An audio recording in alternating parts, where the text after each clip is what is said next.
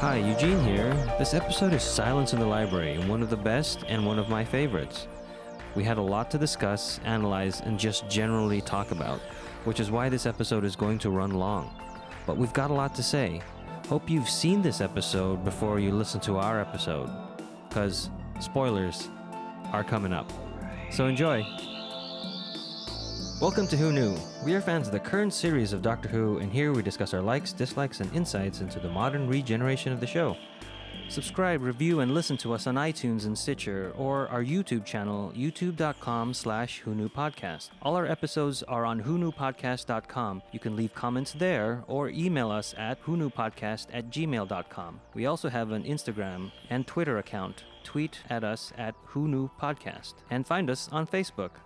Today's episode is Silence in the Library, episode 8 of season 4. The Doctor and Donna arrive in the largest library ever created, but no one is there. This episode is written by Stephen Moffat, directed by Euros Lyn. It originally aired on the 31st of May 2008 and was watched by 6.27 million viewers. This is Eugene. Let's introduce ourselves. Hi, this is Frank. Hi, this is Josh. Hello, this is Auburn. Hi, this is Heather via Skype.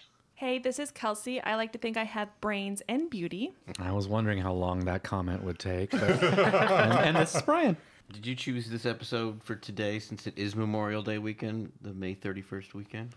No, it's just Nice so coincidence. happens that 10 years ago. the 10 stars years ago align. to the week. Dr. Moon, a psychiatrist, is working with a young girl. Let's just call her Cal. They are in her living room, but when she closes her eyes, she goes to the library, a place that seems to go on forever. There is a pounding at the library door as something tries to get in. Two people burst through the door and secure it behind them. It is the Doctor and Donna. Frightened, Cal opens her eyes. So this is a really good cold opening. Yeah. It's one of the best. Agreed. Yeah, it's very much what? I know, well, you see them in her mind, and you know that they're not there. So you know something else is going on besides, the idea that she's just, in her own play area. So it's like, okay, what's the meaning behind this? So it does really get you involved in that inquisitive, what is going to go on? What's happening? Yeah, this episode is like, I like this episode because it's one mystery after another. Like, I think they do a good job of keeping the mysteries going. I saw it so long ago that I couldn't remember a lot of the details. So Yeah. It was all familiar, but I couldn't remember exactly what the purpose of everything was. So it's I great. do remember the very first time watching this episode, just the whole time going, what is going on? Me too.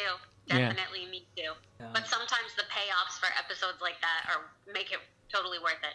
I agree. And the whole, you can tell it's a composite shot with multiple green screens or whatever shots put together with her floating. It doesn't look as good as I'd like, but it's still Looked pretty fine. good though.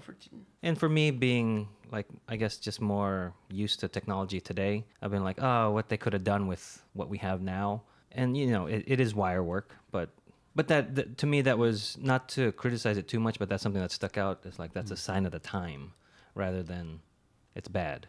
It looked a lot better than the poorly spray-painted green information centers that they keep going to. Like the computer? Yes, Yeah. the computer. Yeah, that looked very basic. That wasn't made for HD TV. 'Cause New. I kept looking at it, and it looked like something I made in high school, like for a play. The TARDIS arrives in the 51st century at the library, an entire world created to house books. Let's just call it Brian's planet. Where the planet's core is an index computer. The Doctor realizes no one else is around and the library is eerily silent. He searches the library database for humanoid life forms and only he and Donna register. He expands the search to all life forms and it registers over 1 trillion. An information node with a female human face welcomes them to the library and then recites a message left from the head librarian. Run, for God's sake, run. Nowhere is safe. The library has sealed itself. We can't. Oh, they're here. Arg, slarg, snick. The Doctor asks if there are any other messages and the information node replies, Count the shadows, for God's sake. Remember, if you want to live, count the shadows. That could have been a cold open in its own right there. I know. Yeah. You're just, what is going on? Well, I liked a little bit of preamble before that, though, when the face starts to just give general hellos and stuff, and Donna's freaked out that it's an actual face. Yeah. And the Doctor's trying to just... Because we'll find out later the Doctor knows what that is, and he's trying to, like, oh, no, don't worry about it, because he knows it'll really upset her. I thought of the bodies exhibit. Like, if you went to the bodies exhibit and the thing started talking to you, that would be pretty horrifying. I like at the beginning when the Doctor and Donna first arrive, after watching this a couple times, that Donna is interested in the books and in learning more about the future. And the Doctor brings up this no spoiler idea to Donna right away. And later on, the Doctor is going to be faced with that same decision and same quandary. Yes, this is the first episode that coins that spoilers phrase. Yeah. Yeah. So many. that It was- hasn't that was become a fun. phrase yet. It hasn't Yeah, it become hasn't a become catchphrase. But I So- didn't remember that. I just didn't remember You know, it it in the started that beginning of way. this episode at all. So that was fun. I was like, oh, spoilers. What? I liked how the Doctor says, you know, it's all books. There are books everywhere, and the books have a smell. And it reminded me of Buffy the Vampire Slayer in I, Robot, Eugene. And Giles says, Smell is the most powerful trigger to the memory there is. A certain flower or a whiff of smoke can bring up experiences long forgotten. Books smell musty and rich. The knowledge gained from computer it has no texture, no context. It's there and then it's gone. If it's to last, then the getting of knowledge should be tangible. It should be smelly. You know? So I just love that part. Of just, to me, you know, I get these Buffy references, but Well, that's why I still buy DVDs. We were talking earlier. I like the packaging, the art, Sit there and the touch the tactile. DVDs. Well, I lick them. Makes them place faster. I was Doctor is curious about this location because obviously the first few shots of it look like Union Station in Los Angeles. So that is the lobby, and that's Bragwin Hall with all that marble. I think they've used it for other things Yeah, too yeah. in Doctor Yeah, Who. they use it all the time, I think. Yeah. I see it a lot in the 11th Doctor's Yes. episodes. Yeah, because I know when they're in the museum and they're looking up artifacts that he keeps saying wrong, wrong, wrong. I think that's the same room.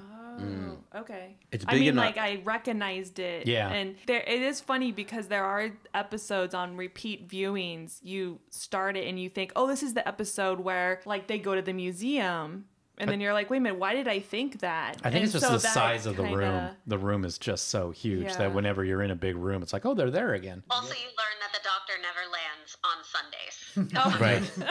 they're boring. And that's sort of a reference to new Doctor Who episodes airing on Saturday evenings. And the interior with all the stacks of books, that's a library in Swansea, and they didn't get that location until like 2.5 weeks before filming. So they were remodeling and redoing the library, and then they had to clear everybody out. So they were lucky enough to like go in there with everything and not, you know, be. It wasn't really disturbing anything. Yeah. It was already just remodeled. But the thing is that they didn't have any books on the shelves, so they had to fill in with props. Which is, I think, why they all look like Digibeta cases. And like binders, like 3-ring Yeah. binders. Yeah, I did notice that the books all Are looked not a little books? Yeah. The Doctor confesses to Donna that he received a message on the psychic paper urging him to come to the library, which is why they are here and not on a beach. As they explore, the lights begin to go out, leaving only shadows. They run to a door, but it is warped shut. Donna kicks it in as they rush through, and they are now where Cal saw them. Instead of a little girl, they see a floating security camera, which shuts down and falls as Cal opened her eyes. The Doctor examines the camera, and Cal hears the sonic inside her head. As she screams for the noise to stop, a readout on the camera begs the Doctor to stop, which he does as he sincerely apologizes. Dr. Moon and her father rush to her side, and she tells them the library has been breached and others are coming. Donna and the Doctor can read what Cal was saying, and Donna asks another information node what others are coming. This one has a male face and informs her that the face is a real face, donated at the time of his death and chosen for her. Donna freaks at this and backs up, but the Doctor stops her from entering a shadow on the ground, being cast there by nothing. I like that the wooden robot, the drone robot was wooden as Mm-hmm. well. It wasn't like some fancy. I mean, And was it looked fancy, really but good. Yeah, it looked. That's made it look interesting. I and guess it- the wood was to kind of Fit. for like for a library and. Also, then Type he of couldn't architecture. use his sonic on it very well because the sonic doesn't work on Oh, wood. right. And that's why it sort of hurts her. Yeah, because he says that when he's trying to open the door. yeah. The door, it's like it's wood. It doesn't work. I love Donna's reaction. It doesn't work on wood. She just kicks it in. It's like, yay, Donna. And then just like, oh, well, you know, boyfriend. Sometimes you gotta Element of surprise or something. I'm like, okay. And then, yeah, like you said, they're in the little shop, which the doctor likes little shops. He likes little shops. And how, like I said earlier, how freaked out Donna was by that face. And do we recognize the face, the actor? Nope. Yes. I Oh, didn't. I think we would most recognize him from Once Upon a Time. He is Prince Charming, Josh Chalice, yeah. He was also in Thor. the first Thor. Who was he on that? Was he the... He was one of the friends of Thor. Oh, the blonde fella? Yeah. Later became So the Zach. face that the the one- library chose for Donna was Prince Charming. Exactly. That works. In Thor, he was Fandral. Yeah, later played by Zachary Levi. I like the concept of the talking robots because it's a good way to get out exposition. Because you're getting exposition, but mainly you're sitting there going, "That's a face. What is? Wait, that's kind of creepy." It's the future Yeah. of Google. Yeah, It adds to the mystery. It adds to the creepiness of this episode. yeah, and you don't realize it's like there's no purpose to it except to distract us while we're getting this exposition. But it's, again, one of those things in this episode where you're like, what is going on? Does that have more meaning? And we find out it does. And the doctor just thinking that it's so commonplace as donating a park bench. It's Right. still creepy and weird. And it's like, no, this isn't the same thing as donating your face. But he kind of made the same thing with the Gelth when it was like, well, the Gelth can take over your dead bodies. Why not? You know, oh, but that's so horrible. Why? They're not being used. So he's But still, carrying on his same Right, sense but of as morality. humans, we all get that revulsion of that's just wrong. Well, when we get to the 51st century, we'll think otherwise. We'll see how we feel then. Originally, these nodes were supposed to be like African-esque statues, and it was too difficult to practically create that. So I like the simpleness of them. It's just the transition from the sculpture to the face. Yeah, like I said, it's not made for the high definition we have today. Yeah. I mean, they could have easily have done something by putting sort of frame around where that is, and then they could have had a hard edge to use, but I don't know. Oh, well.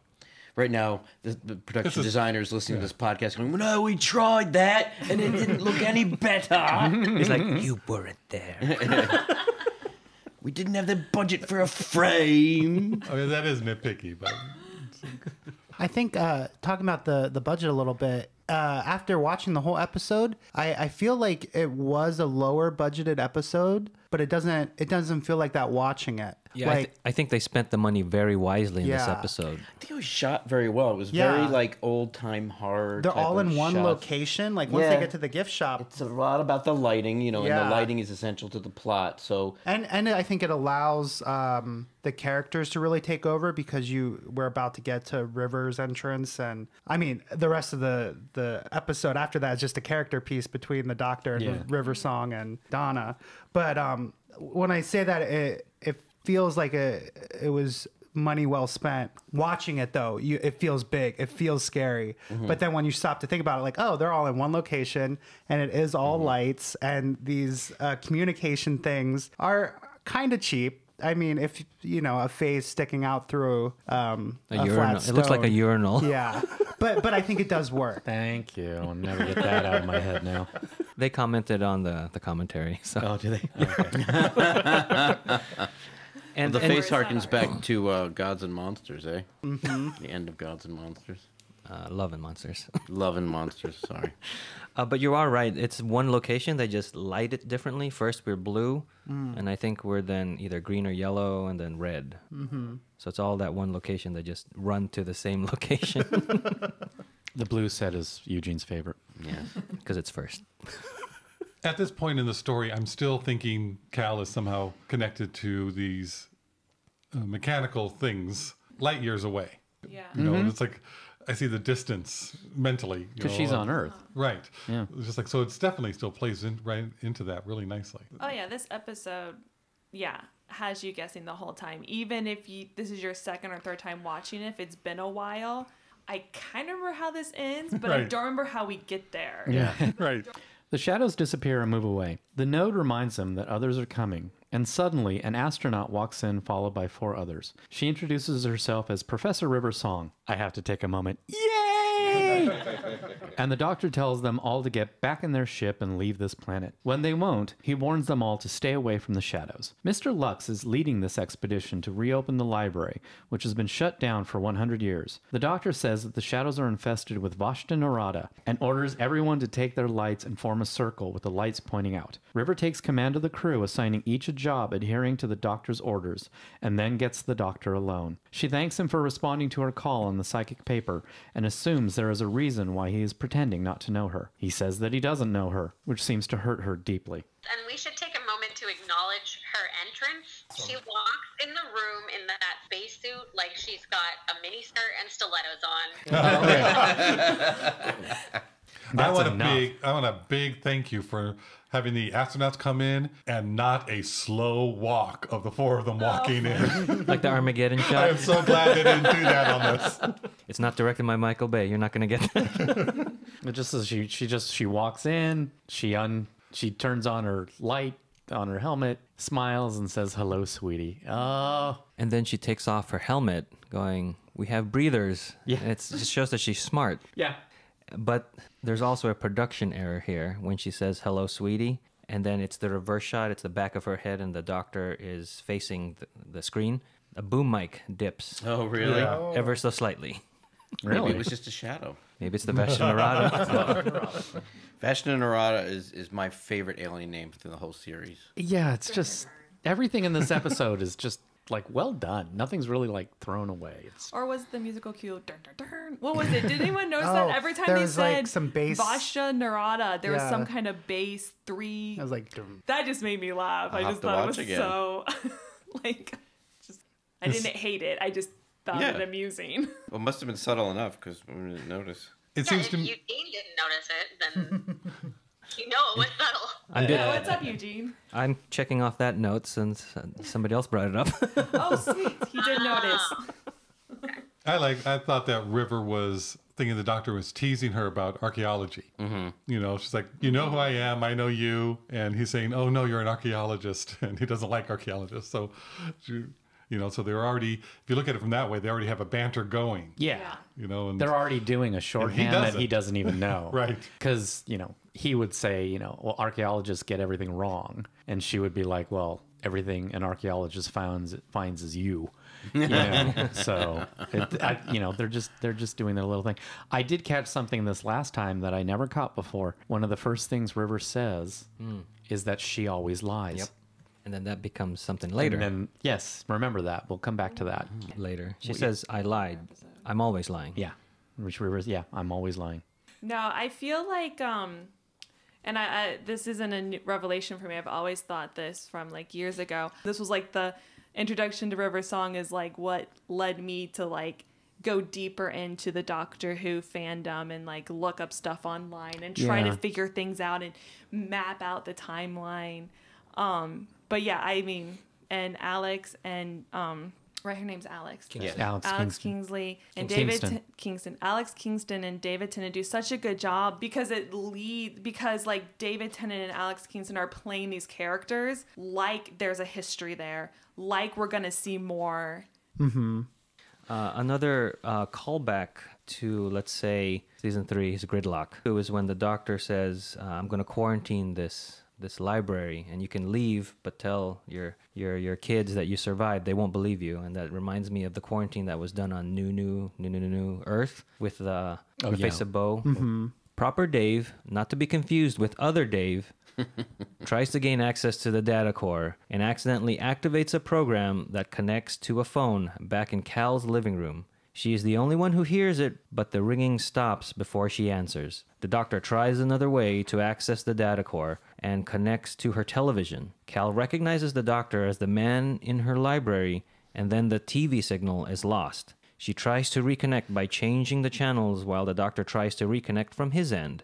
He sees River's journal, which looks like the TARDIS, but she takes it from him, telling him he cannot look in the book. It is against the rules. When he asks which rules, she replies, "Your rules." Cal presses more buttons on the remote, which causes books to fly around the library and the name Cal to appear on the computer screens. Oh my goodness. I love using the remote Right. And then the secret panel. Like, how many of us did that Yeah. as kids? Yeah. Like, we would use the remote and it would be Or adults. whatever our imagination said it would be. I don't know. Yeah. I like totally forgot about this until the rewatching of it. And I did that last night. you did that. Nice. I like the books flying around the library. It reminded me of the first Ghostbusters in the card catalog. That's what I was gonna say. I think that the fact that both of us had that same thought is special. It's special. It's our Yeah. bond. Did we see any asymmetrical book stackings in this episode? It was on that deleted scene. Oh, I see. Oh, something I want to add with the flying of the books. I feel like Miss Evangelista, is the only one that is responding properly to the books flying out. Everyone just Yeah. keeps working like, oh yeah, Yeah. this is what libraries do, and the like. I mean, like you're being told to stay out of the shadows, and now books are flying off. Well, Proper Dave's like, oh, that old chestnut. Also, did you notice they're really kind of giving hints? Because at this point, we're still thinking that Cal is on Earth and it's in the present. Did you notice her phone is rotary? Yeah. Yes, with the twisty cable too. So it was just kind of like they're just putting little seeds in there that this just doesn't add up properly. You know, I think even the Robbie the robot behind her head at one point is just kind of like, well, that's a reference to the 50s. So. I like how Donna and the Doctor were the only ones who recognized that the rhythm of the phone ringing was a phone ringing. Yeah, because all the others wouldn't recognize. yeah. You know, We're from a different timeline. They're from the 51st Yeah. century, so they wouldn't get that reference. well, even kids today probably wouldn't know phone ringing. Well, yeah, exactly. Well, I don't know. It depends if they have that it's wrong. it's a ringtone now as Yeah. opposed to Yeah, an exactly. actual bell. And then also, too, it took me a second because here in America, that's not what the rhythm of a phone Right, yeah. sounds like. So back to where they're looking at the book at her diary. I like how put off the Doctor is about her and her familiarity with him. Like he notices it, and he's really disturbed by it. Like, he doesn't like it, and it's very apparent. Because he's not used to it. I know. And to me, it's like he wants to know something that's unknown, and it bothers him that he doesn't know what's in there. And that's part of the fun of it. Yeah. And through the rest of the episode, it really bothers him that she knows all these things about him, and he just stares back at her, and it's a real switch in his demeanor at times. And there's so much of it that there's this. He quickly we're being told, not only does she know things about him, but so much about him that it fills up an entire book that looks like it's decades old. Yeah. Looks like the TARDIS. Looks like the TARDIS. And not just a TARDIS, the TARDIS, the only one, his because TARDIS, it's yes. stuck The in that phone book. mode. And she's, she flips open the pages and she's like, well, have we done the crash of Byzantium? Oh, you're not reacting? Then no. Have we done the picnic at Asgard? Oh, no. Oh, must be really early for you. So while that's going on, it's like, there's all this information about what the Doctor has done that he doesn't know about, plus the fact that they've gone through this before. They have diaries, and what they do is they get together, compare diaries to see where they are in each other's timelines. That would freak you out if you were the Doctor. I'm the one in the room that knows the most, especially the 10th Doctor. I'm the one in the room who's the most arrogant. And now all of a sudden, this woman's got stuff, and I don't know what secrets she could know. I love that there's somebody finally who knows more than the Doctor, and he's in a different position. And she pretty much is the Doctor in this episode because of that. And also, he's so serious now that I think about it that she's the one that keeps bringing the levity. At times. Yeah, I mean, at times. But And I would then say... there are other times when, because switch. we don't know yet, but we're, at this moment when they're having that discussion and she says, please tell me you know me. And he says, I don't. Yeah, that's... Then she does, it's like she's deadly serious at that point. And she's so sad. She's so sad that she's with the Doctor and the Doctor doesn't know her. Knowing the whole run of the series and watching this week, I got much more emotional knowing what all the subtext was about rather than a first-time viewer who was like, I don't know what that means. I mean, I get the idea, but the weight of it meant a lot more to me watching it this week. The fact that it weighs so much on you when they didn't even know there was going to be more episodes of The River or whatever, like, that's really great acting. When you feel like you've already known these people for a long time and that they've known each other for a long time. And really, there's so many unknown variables in this, so It's Alex Kingston is really, really great. We already know David Tennant's great, but this is the first time we're getting to see someone that we're getting to see Alex, and she just kills it. Yeah. Yes. And I also like how Donna picks up on it right away. Enjoying it. She's enjoying it. Yeah, no, but she not jealousy, like romantic jealousy, but she knew something with, like, why does this... You could tell she was eyeing River from the beginning. Yeah, but I always take that as, are we being played? You know, are we? Yeah, possibly. Does she have something to do with this mystery in the library? Well, and it's like, this is this. okay. And so, because yes, she is enjoying the predicament that the Doctor is in, but she's got no clue what or who River is too. And so I think she's also worried, where it's just like, this person's trying to get to the Doctor. Well, Why? also, too, everyone reacts to the Doctor in this weird way, like, who the hell's this guy? Except the companion, or Donna. And this woman comes in and is totally familiar with them. That's weird. Yes. Well, even Lux says, "Why are we doing whatever he says?" And he says, "Torch," and he just gives him the flashlight. That's great. What makes this episode, I think, really good is that they followed through with what they wrote in this episode for future reference. Because you have somebody who knows the Doctor later on. So she's kind of the time traveler. So it comes back to this, and her reactions work because of what they continue to do in other episodes. Because that's what makes this also great for repeat viewing. Because when you're first watching it, you're taking it from the Doctor and Donna's kind of point of view of not knowing what's going on and trying to solve all these mysteries. And then when you rewatch it, you're watching it more from Rivers, who knows some of the things that are happening. And you know when she's reacting to certain things, why she's reacting, and you get so much more depth and another level. It's watching a different type of episode. So that's what I really like about this. And it's is that so the more you watch timey-wimey. it, you watch it It's differently. It's so timey-wimey because Yes. they knew Alex Kingston knew none of that. None of it. It was Stephen Moffat knew none of that.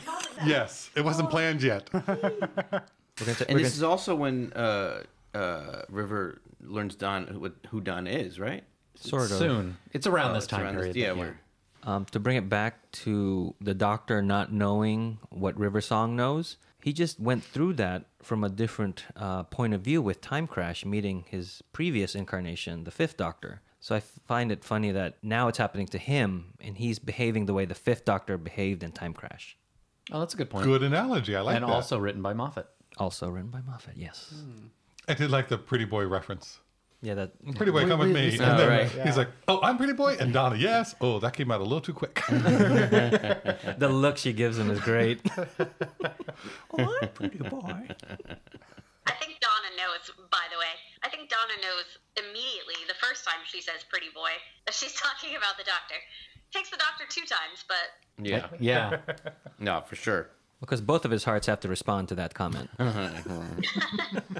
Did anyone else think of when Cal's sitting there drawing the library? Did you get references of Fear Her? That episode, Yep. With Well, the Rose, doodle and the with their thing. doodling and drawing the kids and putting them into the drawings and thinking, oh, are they going back to that type of thing? Is that, demon kind of come Yeah. back? And I thought to myself, I hope not. Yeah, nobody was whispering, so it should be fine. And usually they whisper in a library, so. When River and Donna are talking. Now, up till now, one of the Donna's, I don't know if you would call it a theme or something but Donna's attitude is, I'm going to travel with the Doctor forever, and that's just it. And it's going to be fine. I don't have to worry about those weird romantic entanglements that seem to mess up companions and that kind of stuff. And this is the first reference to that might not be the case. And I love the way both of them play it. Because Donna says, oh, she says her name somehow, and River says, oh, you're Donna Noble. Noble, yeah. And so it's like, oh, you know me. But the way River says it, the way Alex Kingston says it, she doesn't say, oh, you're Donna Noble. It's, oh, you're Donna Noble. Like, Oh, and she also- concern. Continues to say, I'm so sorry. Yeah, And Yeah, that delivery is Yeah, just yeah. a She wasn't weight to really- it. but I love it. Yeah. I absolutely love it. And That was a half spoiler right there on River's part. but I like it because as a viewer, we're sitting there going, wait, what are you talking about? Well, what's great about it, too, it also sets up just this insular episode, because you very well could think what happens to Donna later in the episode is what happens to Donna. Yeah. So you could feel like that's what she's referring to. Which, in a way, it is part of her story. I see what he's saying. I guess I'm seeing it from when I first watched it, and then this is a little spoilery, but we're in that other episode. It's like, does she ever get out of that? And I can see what Josh is saying. Right. But that's one thing, like I was saying before, we are watching this episode. This scene takes on so many different meanings depending on how often you've seen it, and you know what's going on, and you know where you are further on in the season or in future seasons. So you look at it totally different. It's like, this is so well written because of that. When you first watch it, you don't pick up a lot of the things. But as you watch it, it's like, well, why would Donna say that? Why would Donna say, why don't you know me? It's like, oh, that's right. She thinks she's going to be traveling with him forever. But she knows Martha's in the past and Rose is in the past, and that he lives a lot longer than humans do. She very River Song could possibly be from like 100 years in the future. Yeah, but at that moment, Donna's not thinking that. Donna is now stressed. Donna's in the middle of a crisis, and Donna just has someone that she doesn't know go, ooh, you're Donna. She's gonna like revert and freak a little. But looking back at it, you can see that that's really only written not for character development, but to give you a foreshadowing for the future episodes in the season. Yeah, all right, I'll give you that. You know, where sometimes, you know, they mentioned the bees disappearing. It's just throwaway line that's like, oh, they've been seeding this, right? You know, for the rest of the episodes. But this one is, no, we're going to blatantly say, oh, something's going to happen. Well, what I like though is before you know the distant future, it fits in with part 2 of this storyline. As well. Yeah. But also, am I the only one who noticed that her tone of voice was almost like appreciative or reverent in some way? Like a little bit. It was like respect, it was a condolence to respect. I got less condolence and more like it was foreshadowing that Donna was going to be somehow, you know, legendary or something. Yeah. And I think like what you were saying there, Heather, like about Alex Kingston, the way she was directed and played it, they didn't know everything that was going to happen, and it could be interpreted many ways for it to fit into whatever future the character had. But I think they knew what was going to happen to Donna at this point. They didn't know what was going to happen to River. Right. But they knew that Donna was going to aspire to be something great. And I heard that in River's voice. Well, I heard with that in Rivers, but it was more along the lines of Josh. It had that little, I don't know, is melancholy Yeah, a good word she says for that? Very... So it wasn't just that reverence of, oh, wow, you did something great. It did have a sadness to it in my way I saw it, the way I saw it. No, I think it was both. I just didn't want to write it off as melancholy only. Yes, I agree with you. Okay, good. No, I agree with you too. Something else in there. There's a bit of respect in there too. Yeah, you don't want it overshadowed just by the one definition. No, there was different layers of how she saw it. Yes, I agree with you. Glad we cleared this up. Miss Evangelista, assistant to Mr. Lux, offers to help the other astronauts, but is dismissed like a child. Donna comforts Evangelista as she admits she isn't very bright. River tells them that the last message from the library was that the lights were going out. She also tells the doctor information that the Lux family has kept secret. 4,022 saved, but no survivors. The exact amount of people in the library when it went into lockdown and sealed itself off. And I just want to say, you have an entire planet that's a library. An entire planet. And there's only 4,000 people on the entire planet. They don't read it anymore. That's just sad. No, well, it could be like a Pluto-sized planet. They didn't say it was on that day. That's how many people voted. It was like at the time that it shut down. So it could be that a lot of people got off the planet. Or a lot of people didn't get saved. Only 4,022 did. That's true. Okay. Well, no, they said that many people were there at the time, and those who were saved. So that's what I'm thinking. Other people did they do that, or was that the exact amount of people in the librry? Yeah. So it could be. Yeah, no, you're right. I guess you're right. Because some of them could have died. That's why they knew their panic. Or like I said, audiobooks are very popular. There may just not have been many people there. Sad. I did like the IQ of a plankton joke.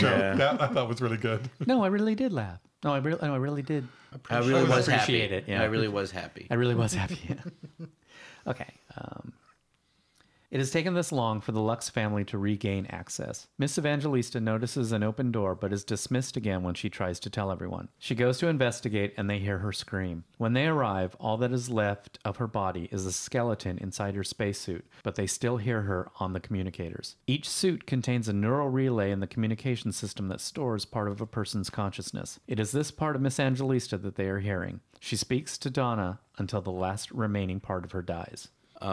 I really like the whole setup about her being stupid, because that was something that you would watch in a movie where, like, how stupid does someone have to be to actually go in there? So every time she goes into the, like, obviously this is, don't go into the dark, don't go into the closet, don't go into the, Don't go upstairs. don't go down to the basement. only an idiot would do that. So it actually fit in well.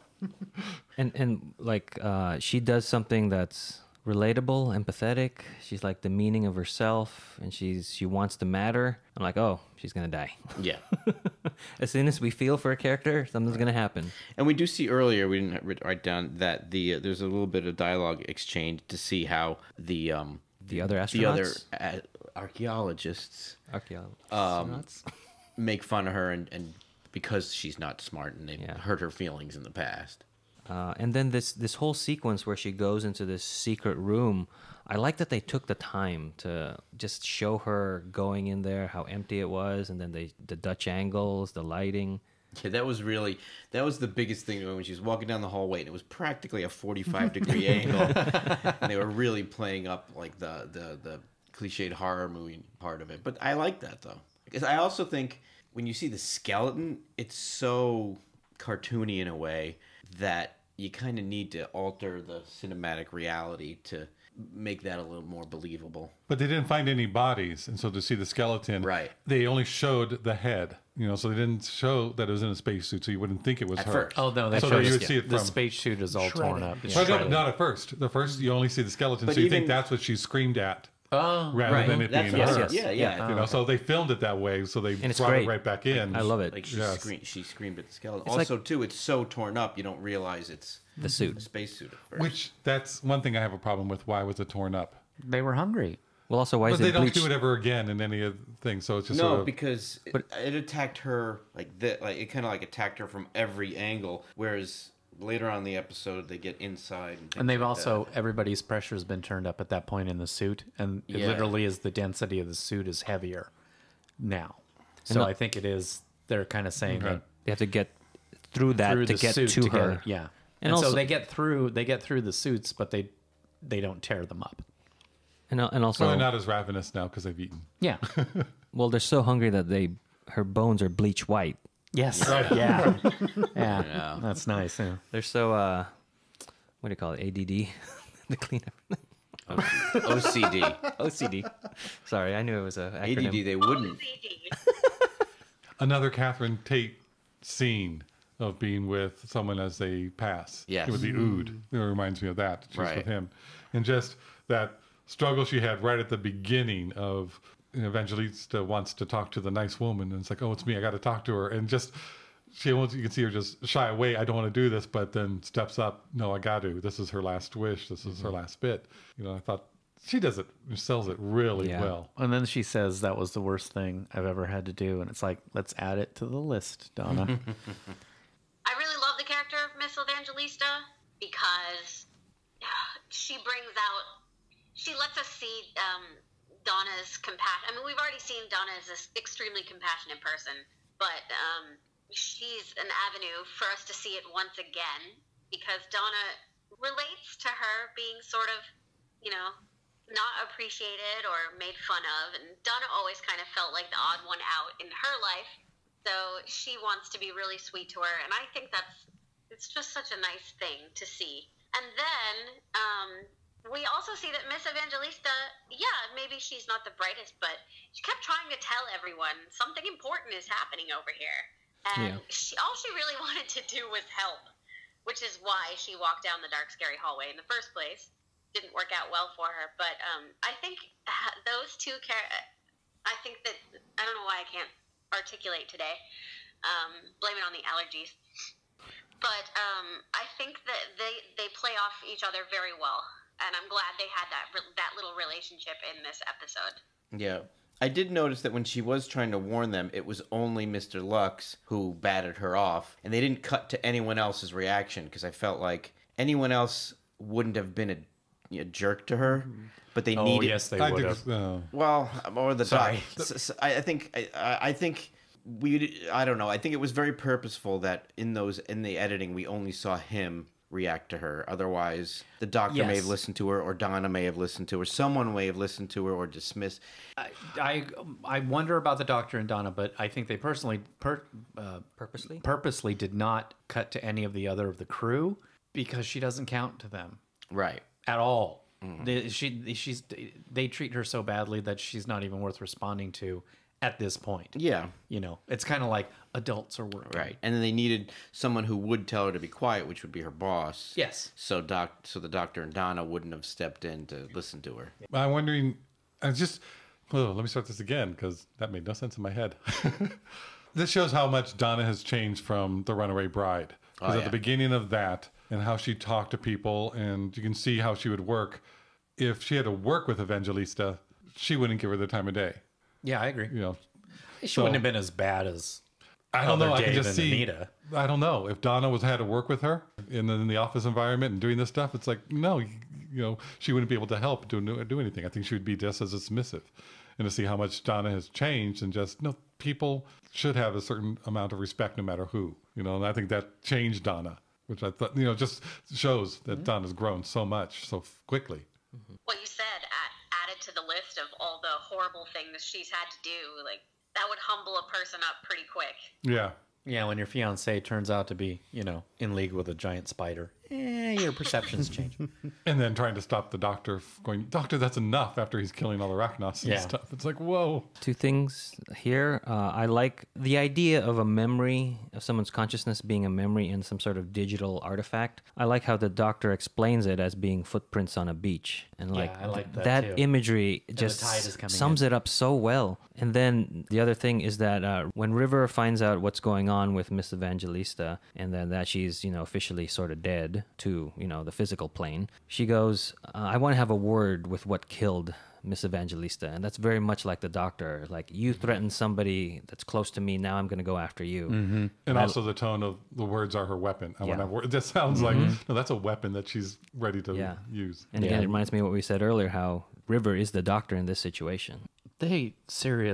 Alex Kingston is perfect. They could not have cast anybody else and nailed it so completely, in the first opening shot all the way through. To me, I don't see a misstep in her characterization the entire episode. Mm-mm. It's not even like, oh, she did this because they haven't written that other thing. Yeah, there's nothing like all that. Fits in. Yeah. I haven't I'm seen telling you, anything. sassy walk in the spacesuit.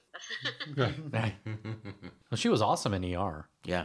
And also the doctor's asking, River tells the doctor to ask Lux about who Cal is. Because he's like, what is Cal? What is this? Does River And know? I don't think Only River knows that Lux knows. Yes. Right. Because his family owns it. So it's, ask him, and he will not say at this point, what is going on and who is Cal and why is that stopping us from getting that. Yeah. Right. I think that's because if she is the doctor in this situation, imagine the doctor would be like, yeah, I've already figured out that you're not telling us everything, I don't know what it is. but you're going to tell us eventually. Right. Meanwhile, Dr. Moon tells Cal that the real world they're in is a lie and that the library is real. The shadows are moving again, and only she can save the people trapped in the library. I found this to be, again, like, it had been so long since I watched it, and I knew what was going on, obviously, because I'm watching it, that he seemed altruistic, but then it's like a mislead twist what Dr. Moon's agenda is. You're supposed to, on initial watching it, I think you're supposed to go, what is he up to? Right, but He's but not, what, though. But what he's saying sounds good. They look Right. out for the shadows. They need, but But the knowing- actor does play it very almost twirl your mustache-y. Yeah, so it was weird. And it reminds me of like the nodes, how they're the exposition vessel. To me, at this point, the first time I was like, he's just giving us more exposition, but I want to know the exposition. It's weird. Like, Well, the thing about them being saved and then look out for the shadows was the antagonistic problem, and he's going along with that, but he has seemed like he's an antagonist in disguise So he's going along with our agenda, but so he is a good guy. It was great. I'm not saying I was confused in a bad way. I was confused in a good way. Well, because I think they filmed it and wrote it. He says it that way to confuse you, Right. But For you to say what is you know, going in on. reality, he's giving Cal motivation for Right. the remainder of the story. Right. So it's an incredibly important scene, but it's kind of like you don't really kind of catch that until like your third or fourth viewing. Right. Like what? You're like, oh, that's why now all this starts to happen. Yeah, like we know he's trying to pull the wool over Cal's eyes, so why is he telling her what we want him to say? Yeah. Sort of thing. It's also the time when things start switching, when you think they're on Earth connecting to another planet. Now you get the confirmation that the other planet is real, but now this isn't real. This isn't the reality. And it's like, wait a minute, that gives you that extra. Wait, that's not where I'm going. What is really happening here? I will say I do remember when I first watched this episode, as soon as we saw the correlation between the floating wooden robot to Cal, I knew that she was that robot, and that was just in her mind. But then again, this is a Moffat episode. Yeah, so he could have spun it all around and done something weird, and the Doctor was never there. The Doctor tells everyone that the Vashta-Nerada are piranha-like beings that travel in swarms and live in shadows. They can instantaneously rip flesh from bone. He tells Proper Dave to stand still when he notices Dave has two shadows. Everyone puts on their helmets, and the Doctor uses his sonic to turn up their suit density, which might protect them. River also has a sonic screwdriver and helps with the others. The Doctor uses a teleporter in the room to send Donna back to the TARDIS, since she has no spacesuit, but something goes wrong, and Donna doesn't make it to the TARDIS. Cal tells her father that Donna has been saved. Proper Dave asked why the lights were turned off, and then goes very stiff. As the Doctor approaches him, Dave grabs the Doctor, and we see he has been eaten. The Vashta-Nerada have taken over his skeleton and are beginning to spread shadows toward the others. River uses a sonic blaster to create a hole in the wall, and they all run as the skeleton in a spacesuit pursues them. Hey, Heather, have you seen that sonic blaster before? Have I seen it before? Yeah. Did you recognize it? It shoots a square hole in the wall. Wait, why are you doing this to me? Because it's fun. Because you're in a different world, but... Because no offense to everybody else, but I know that Frank and Eugene know it, and I know Josh doesn't. I know it. So Josh, For tell once. Heather. Is Jack's gun, right? Yes. Yeah. So Josh was like 50%. Yeah. Well, you got to recycle stuff when you're... Well, it's one of the it's because the Doctor says a squareness gun, which is what he says with Jack when Jack uses it during World War II. Well, it's Rose that thinks says squareness gun, no? Is it Rose? I think it's Rose that coins the term squareness gun. Oh, okay. But it is just another one of those, very, very, very subtle. I don't think I would have ever caught it until like the 30th time of watching. Yeah, the I don't think episode. I caught it when I originally saw it. I may have just realized it when I watched it. Because it happens so quickly. You're in that moment of terror. Yeah, and but it is saying Jack left his squareness gun inside the TARDIS in Parting of the Ways, Which and- means... which means River picked it up. Right, and that's his gun, not just another one. Right, and and she was she's in in the there. TARDIS. Yeah. So it's like, wait, she's been in the TARDIS? What is going on? And also, Moffat wrote The Empty Child and the Doctor Dances. So he's referring to his own episodes. And speaking of that, as soon as they shoot the hole in the wall and then they run through, I kept thinking, why don't you use the replay feature and put the wall back where it's supposed to go? Because that's something that the gun did in Empty Child or Doctor Dances. But Jack just left the gun. He didn't leave instructions for it, so she didn't know it did that. Yeah, maybe. But we don't know how long she's had it. She had time to play with it, figure out what this button does. She didn't read it around. I love the shot of Proper Dave's, when he's holding onto the Doctor, and then the skull just falling forward against the Great helmet. shot. Love You it. hear the little thunk. Oh, and we might as well say too, like this is where they possibly got the visual reference from the animated Infinite Quest. the Infinite Quest of the skeletons in an astronaut suit. Yes. I forgot about that. Yes. I had that note. I'm glad you said it. Who are you? Did they and what have say you done that, to Josh? Did they say that was a direct draw from that? Pardon the pun. No, but we made it. And this episode was originally written for Season 3, which would have been a Martha. So it would have been more connected to that, to her as a companion. So do you know what part of this episode changed to make it, like, was it just shoehorning Donna in, or was it also like the River song? Was that? I think it was more of production because they had Blink for season 3. Okay. And then they just moved this to season 4 when they read Blink. Let me just read this. Originally, the two-parter was scheduled to take place during the show's third series, or season to us. Initially, Moffat wanted to introduce the villainous weeping angels in an entry after seeing an angel statue in a graveyard.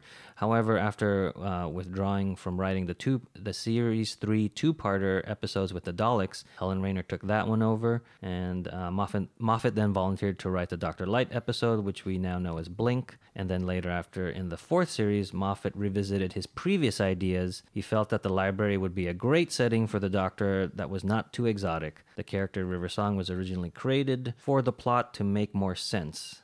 So I guess he didn't have the idea of River Song, but he had the idea of the premise. And then he used River Song to kind of tie everything together. And Moffat knew that the team of archaeologists would have to trust the Doctor, but that the Doctor's psychic paper would not completely explain and convince the team why they had to be trusting of him. Which is a good point. We didn't really mention the psychic paper earlier, but that's the first time it's been used in that way. Yeah. Eh? Yes. Yeah, because the other The time... psychic paper with a kiss. Because the other time it's used, we don't see the writing. We just hear the Doctor saying what was written. Right. He's gotten a message on it before? Yes. In New Earth? Face of Bow. Yeah. Oh, you're right. Or Gridlock. That's right. Keep saying New Hey, Earth. we keep going back to But Gridlock. it isn't, yeah. What did it say then? I can't remember. Come to New York. No. I have a cryptic message. Come here if you want to hear it. So it has been used this way, and so I thought that was nice. It's like River then is that knowledgeable or powerful Yeah. that she was able to send it. She just got her timing wrong. And again, talking and describing the Vashta Narada, they sound very much like the Weeping Angels in the fact that they only feed on roadkill and missing people, much like the Weeping Angels have fed on missing people or people that are not Forgotten. Yeah, around. Another great line of Moffat is their dust in the sunlight. Yeah, It's like, oh, so good. taking everyday Yeah. items. Something every day that you I know. wouldn't even If think I was a about. kid and I watched this episode with that reference, I would not be going in the sunlight, let alone the shadows. Well, and any of Moffat's episodes, when What's Under the Bed, Little Boys, Mommy. yeah, the mommy, Are You My Mommy? Yeah, so many things would have freaked me out when I was 10 years old. And then Moffat is really good at doing the ordinary and making it a threat. It's Well, I think the skeletons in spacesuits is a really simple, kind of corny bad guy, but for me, I find it somehow terrifying anyway. Yeah. I've always sort of been a little afraid of skeletons, and when I was a kid, I used to think I was smart, like, don't be afraid of skeletons, because that's just you on the inside. But that was just me trying to convince myself that they weren't terrifying. And I also recently read an article that said there's a good chance your brain actually does continue working up to, like, I think as much as 5 minutes or something ridiculous after you die. Not everyone, but Not stupid people. Just the lucky ones. at least a few seconds, though, they're saying that you can actually think like, oh, I'm dead.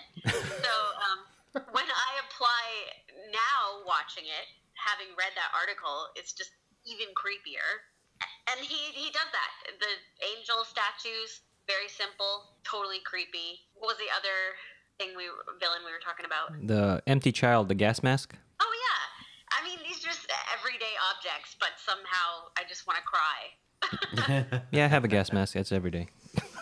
yeah, but I was also referring to Girl in the Fireplace with What's Hiding Under Your Bed because she was hearing the ticking. I thought you were talking about a future episode. No.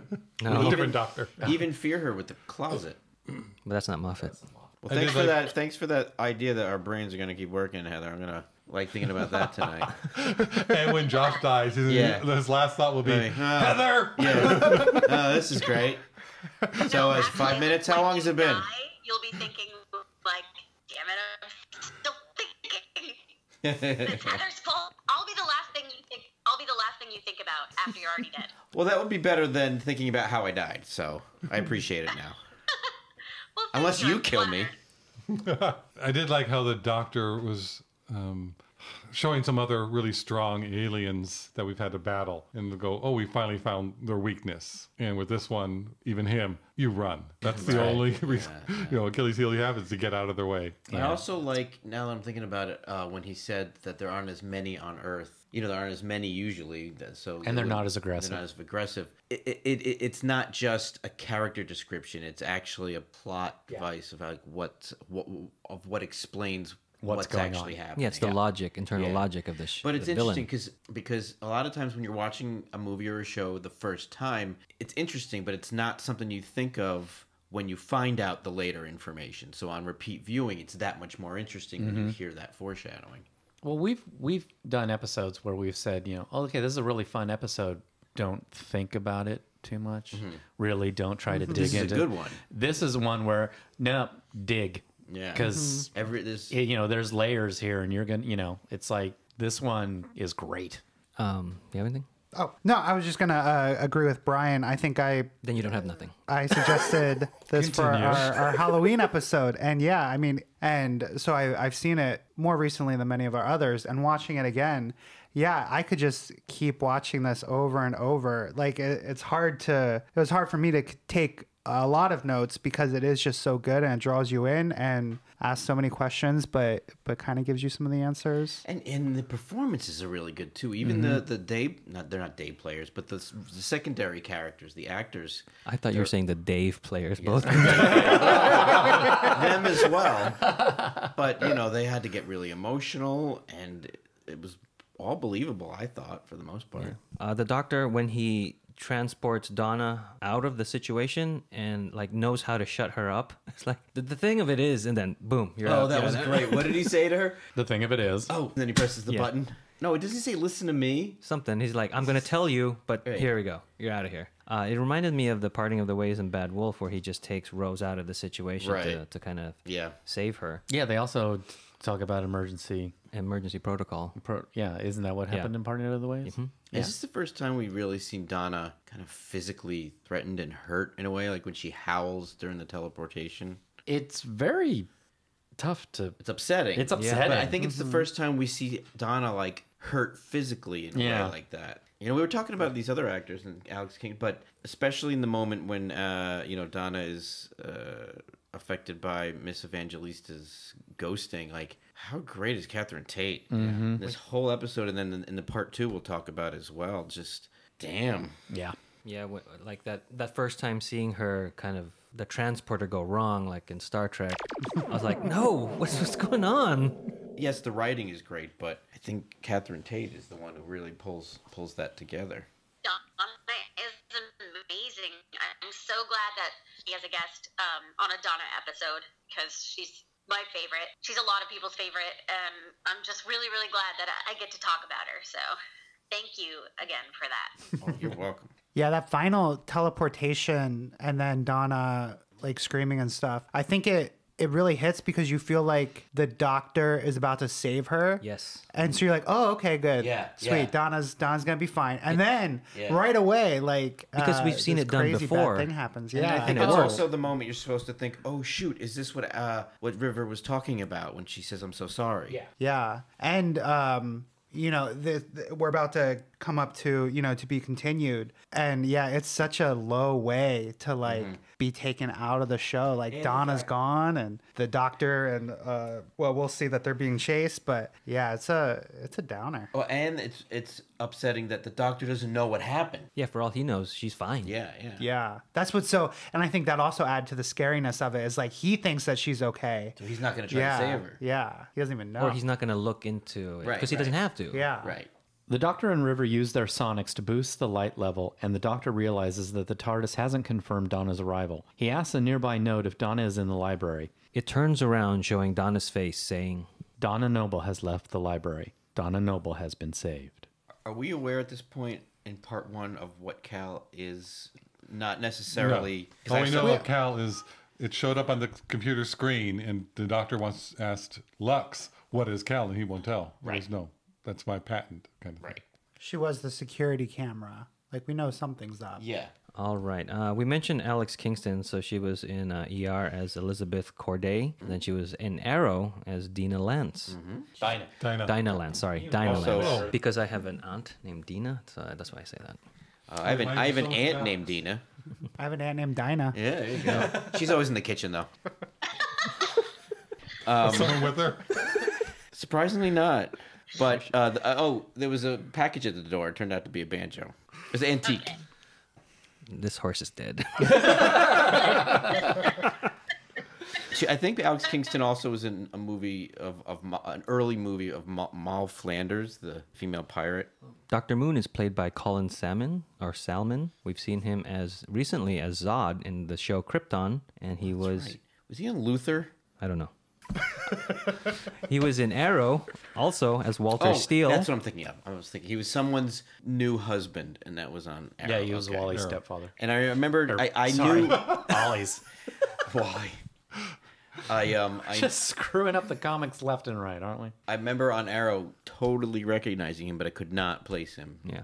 And then in Resident Evil, the first movie, he was 1, and then he came back in another Resident Evil movie. Was he two? Was he then? 2? No, he was also 1. And he was also in AVP, if you remember that horrible movie. Oh, Alien vs. Predator? That's what yeah. Okay.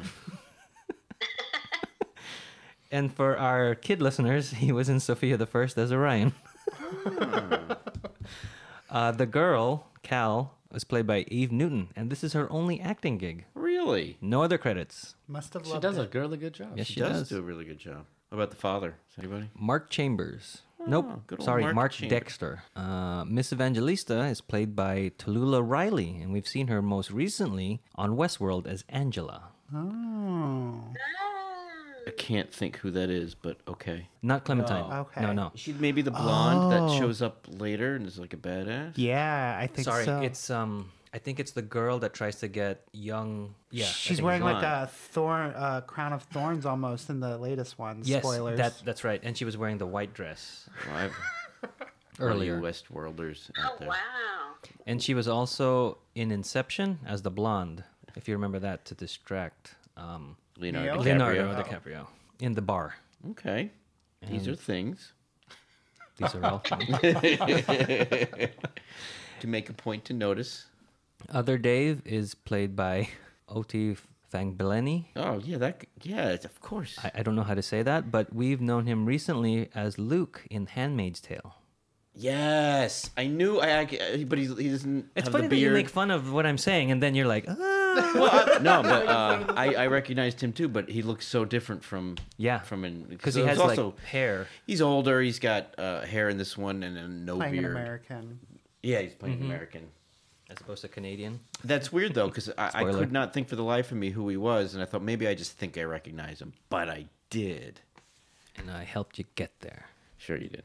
And I did. And I did my part.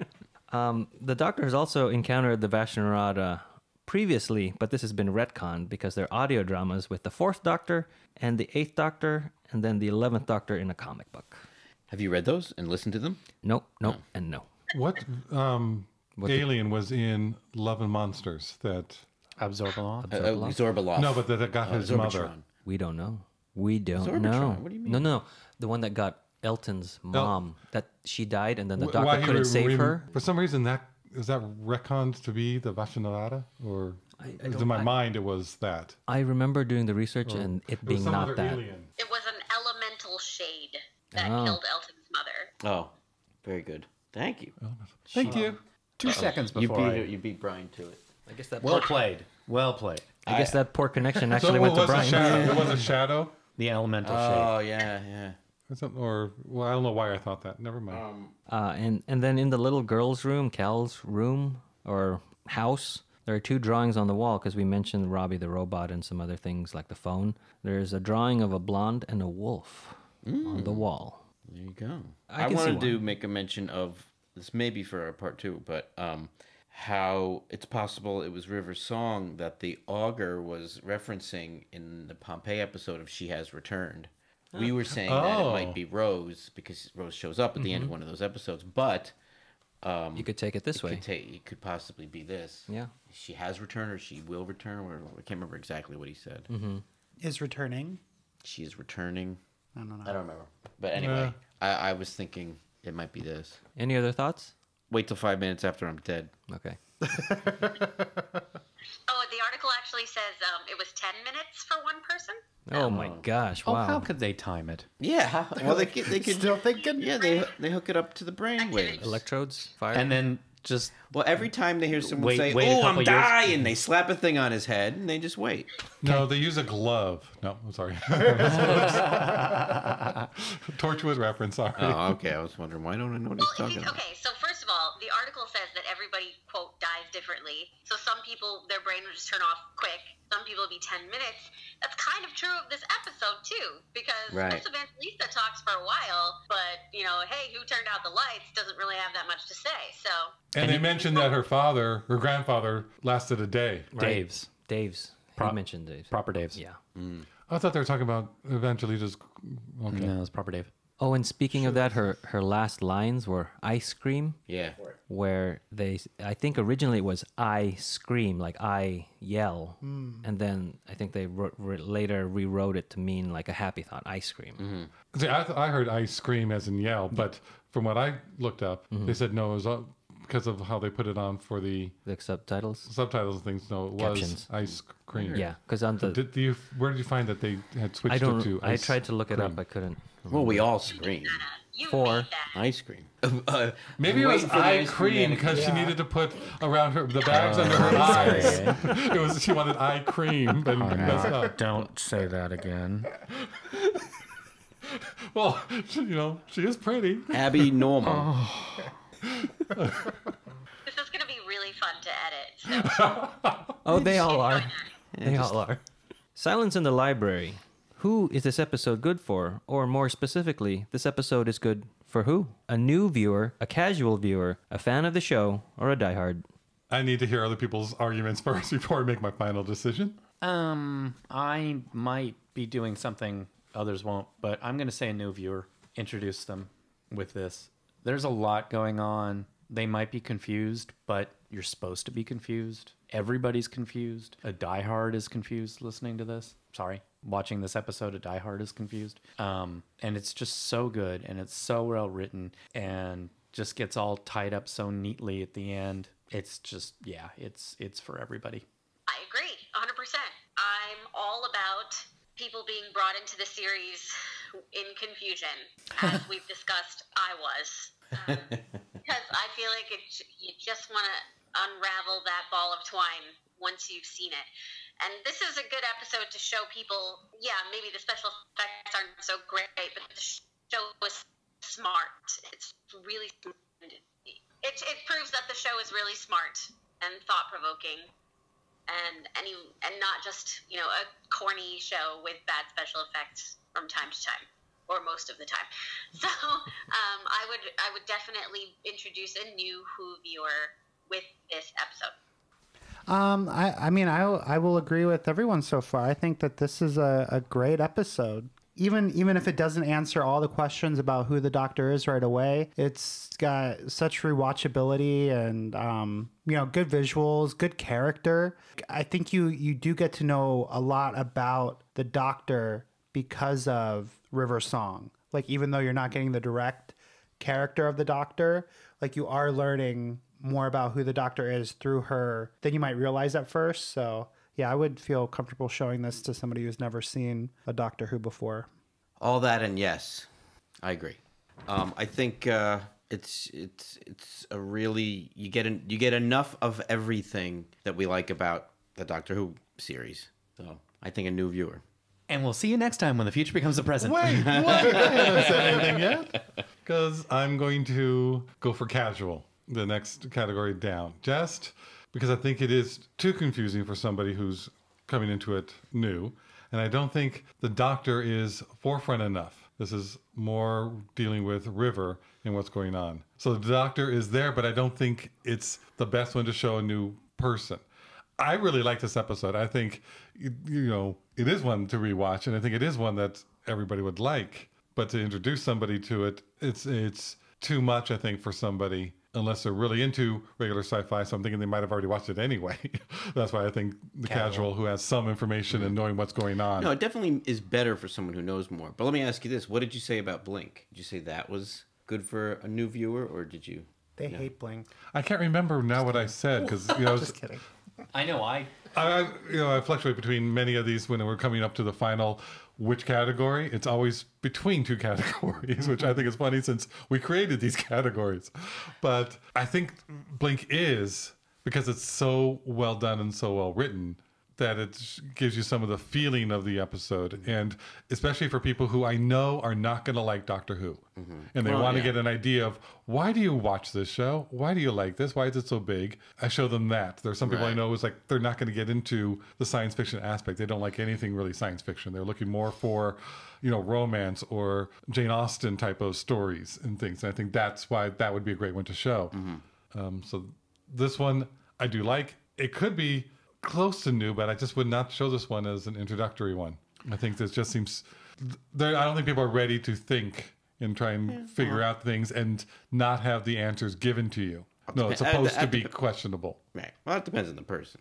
I think... True. So I'm gonna go for casual because of that. I may not know the person well enough or read them well enough to go, oops, I made that mistake. Right. Because they may go, oh, I don't want to think that hard while watching a show. I don't disagree with that, but I think it's intriguing enough to counter it.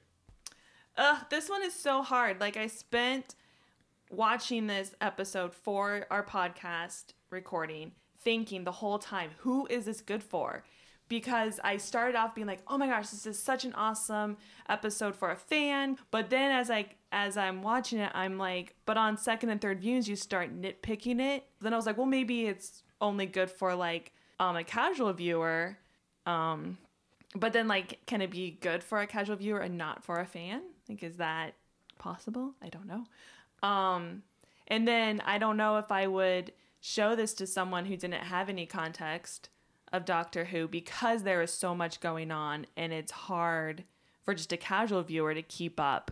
So I really struggled, but I think I'm going to land on it's good for a casual viewer and a fan. But those are included in the casual. Yeah. I actually think it's good for a new Who viewer. I think it's fun. It's exciting enough. It's a standalone story. You get to see some things about the Doctor, and you get to see some things about the companion. And there'll be a lot of questions, but there's still, it builds enough intrigue to want to keep watching. And it's not the best episode where they're going to be super let down when they watch everything else, but it's a good enough episode to like draw someone in. What you said, isn't that the episode that watched with us and he liked the show? He did. He liked it. That was the first one he watched. Yep. See, Arlene showed this to somebody new, and I was there. You were. So her cousin started really liked this episode, not knowing anything about Doctor Who. Not knowing flat out anything. I mean, other than that we watched it, but as far as the show, so I would put this in a new category. I think people are supposed to be confused, and I think that curiosity to unravel the mystery is what'll keep them coming back. And we've said it, but this is a good confusion that has Yes. answers that you can dive deeper and discover new. And I like the internal logic of how everything works. And I'm always about that, like, world building, like the Vashta works. This whole meeting at a time with River and the Doctor. It's like they captured lightning in a bottle between Alex Kingston and David Tennant, the way that they interact with one another and how they emote what they're feeling, like his frustration in not knowing who she is, and then her frustration of him not knowing who she is and meeting him out of order. And I mean that ghosting, digital ghosting, is just creepy, and I love it. Maybe I need to try to watch it again without, or pretend I don't know this new stuff. I don't think what you said is No. Yeah, don't isn't change your actually vote. valid I at would be all. the Like, only one saying new viewer. I thought everybody else would say casual. But you all turned on me. I may have said casual if I hadn't watched it so recently. But watching it so recently, I just think it's such a it's so good that I think that overpowers the what is this factor. Well, I mean, to me, it's also, this is my favorite combination of his suit with the blue suit, the burgundy shirt. Yes, the he's red tie. visually the classic 10th Doctor. And also, he buttons all 4 buttons. I don't think anybody else noticed that. I don't think so either. You get a prize. I did. A sack of buttons. Both of you. You can split it. Where's my sack of buttons? I'll give you a sack of buttons. That's what I said. I want my sack of buttons. You get it in the mail with the banjo. Sack of buttons over there. That's a box of buttons. No, we have a sack. It's a We bag. have a sack of bag. That's a Ziploc bag. Oh, those buttons, yeah. You can get your sack of buttons by writing into Who Knew Buttons by leaving the 100th comment will get a free Ow. button. You guys still have the split screen going? Yeah. Yeah. Thank you.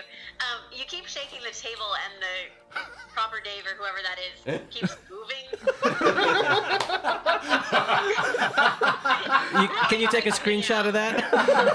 Are we scaring you? A little bit. A little bit. No, he's gonna fall. He's moving away from her. Oh, please, no! I don't like it. Hey, who turned out the lights? So that wraps up Silence in the Library. Thanks for listening. We will see you next time when the future becomes the present.